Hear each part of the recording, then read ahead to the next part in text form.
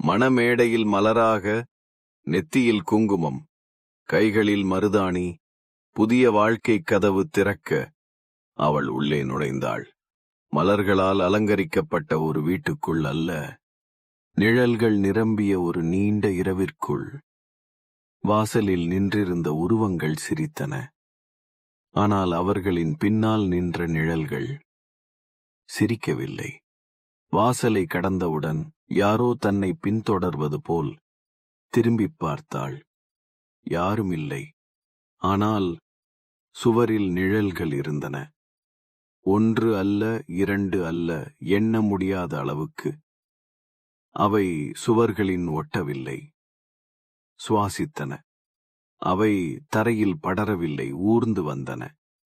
அவள் எங்கு சென்றாலும் அவை முன்னரே அங்கே காத்திருந்தன.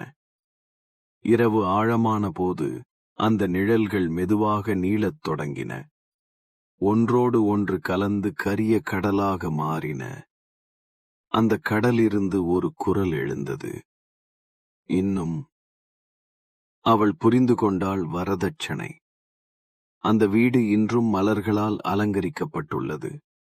அந்த மலர்களின் வாசம் அவளுக்கு மட்டும் எரிந்து கொண்டிருக்கும் கனவுகளின் புகையாகவே தெரிகிறது.